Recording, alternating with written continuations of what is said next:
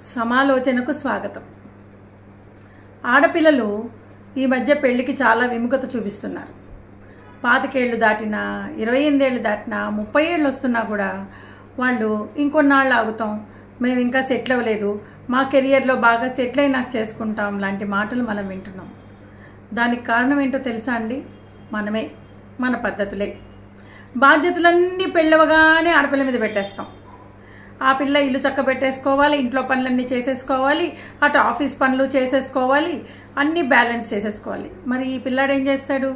వాడు మగపిల్లాడండి అనకండి, ఎందుకంటే రోజులు మారాయి. ఇద్దరూ కలిసి ఇంటి పనులు షేర్ చేసుకోవాలి, అలాగే వాళ్ళిద్దరి సంపాదనని కలిసి ఖర్చు పెట్టుకునే ధోరణి ఉండాలి. ఇవి రెండూ జరగట్లా.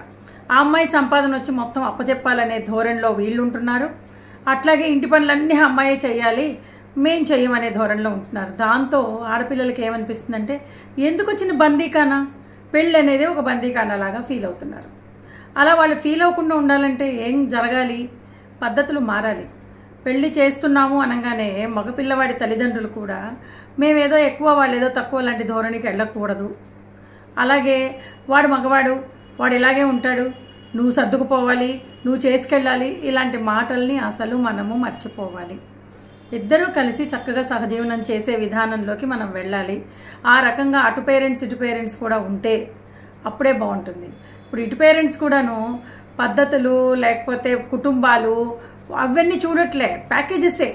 అటు వాళ్ళు ఇటు వాళ్ళు కూడా ఎంతసేపు ప్యాకేజ్ చూసుకుంటున్నారు. వారి ప్యాకేజ్ చూసి పెళ్లి చేసుకున్నప్పుడు రెస్పాన్సిబిలిటీస్ ఎవరివి అనే దగ్గరకు వచ్చేసరికి ఈక్వల్గా ఎందుకు అనుకోవట్లేదో అర్థం కావట్లేదు.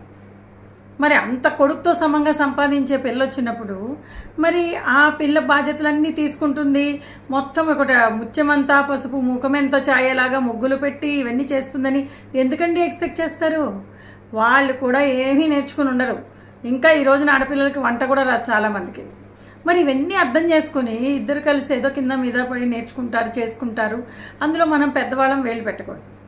అలా చేయట్లా. పెళ్ళిళ్ళు ఆర్భాటంగా చేసేస్తున్నాం, ఓవర్గా ఆడపిల్లల నుండి ఎక్స్పెక్ట్ చేస్తున్నాం.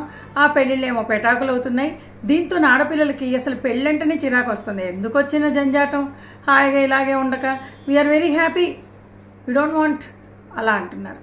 కాబట్టి దీనికి ఏంటి సొల్యూషన్ అనేది చాలా తీవ్రంగా అటు తల్లిదండ్రులు ఇటు తల్లిదండ్రులు ఆలోచించి కుటుంబ వ్యవస్థ నిలబెట్టడానికి మనం దోహదం చేయాలేమో.